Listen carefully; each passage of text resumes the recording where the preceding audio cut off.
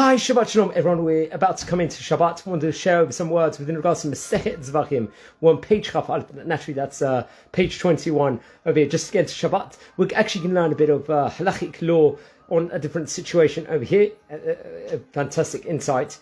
And the question we pose in today's page is, can you fulfill your obligation of washing your hands before eating a meal by just thrusting your hands into a vessel filled with water over here? Does that suffice for Netilat Yadayim? Now, the Talmud, the Gemara, is going to discuss this within regards to the Kohen. He's going to be washing of his hands and feet from the Kior. We actually learn in Sefer Shemot, I think of the Parshiot of approximately around, I think, Ki Tisa, or, Parshat Ki Tisa, I believe it's in. It says, Verachatsu Aharon ubanav, mimenu et Yedehem ve'et raglehem, and Aaron and his sons will wash from it their hands and their feet. Now the Gemara is going to have a pele, it's going to have a wonder.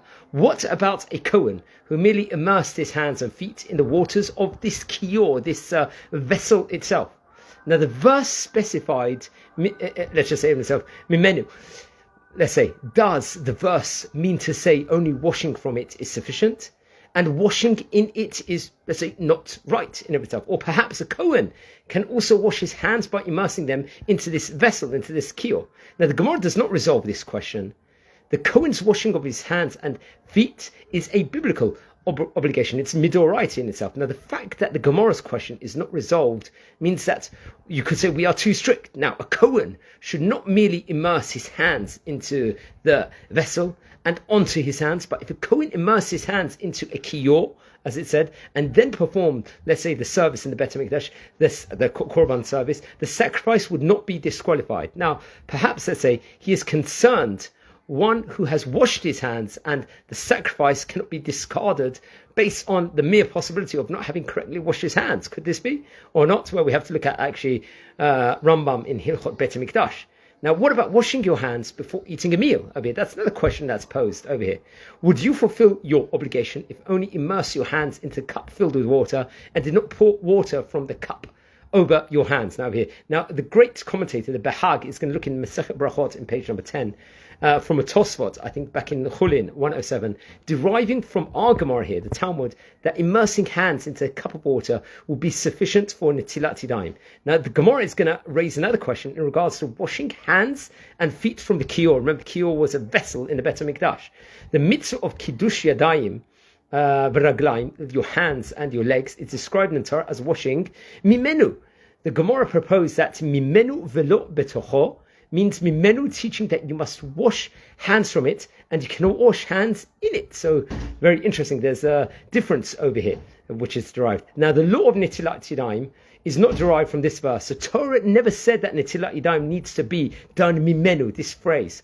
Washing of the hands before a meal can therefore be accomplished by merely immersing your hands into a cup filled with water. Obviously, you've got to do it in the proper halachic way as code of Jewish law. Now, the Rishonim, the great Rishonim, are going to maybe go into debate with the Bahag, not necessarily agree with him. They feel that the laws of Netilat Yadayim were modeled on the laws of Kiddush Yadayim V'raglaim.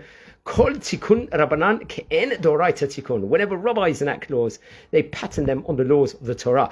Now, the Torah's law of washing hands is Kiddush Yadayim V'raglaim in the Mikdash. Now, our Gemara's conclusion, let's just say, is that the Kohanim, the priests, would not actually wash their hands and feet by immersing them.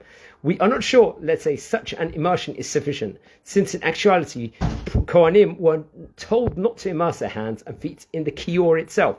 The law of Netilat Yadayim was enacted to require the washing of hands, and the rabbis never allowed for merely immersing the hands into the water in the cup, as we learn about. While the other authorities, our great authorities, equate the washing of hands in Netilat Yadayim with Kiddush Yadayim V'raglayim, there are important differences between these two areas of Jewish law. Now, all agree that immersing your hands into a kosher mikvah or into the sea or spring is sufficient to fulfill the obligation of Netilat Yadayim before a meal. This is what we see in Orach Chaim in chapter 159. But on the other hand, we learn in our Gemara, a Kohen who immerses his hands in a mikveh is not able to do the service. Immersing hands in the mikveh is not sufficient for the mitzvah, let's say, of Kiddush Yadayim Raglaim. A Kohen needs support from the kior onto his hands and feet to fulfill the mitzvah of Kiddush Yadayim V'raglaim. So very, very interesting. I think this was taken from Rav Zev Rabbi Zev Reichman, this excellent, who teaches in the East Hill Synagogue, the daily tidbit of Daf Yomi. So wishing all a Shabbat shalom,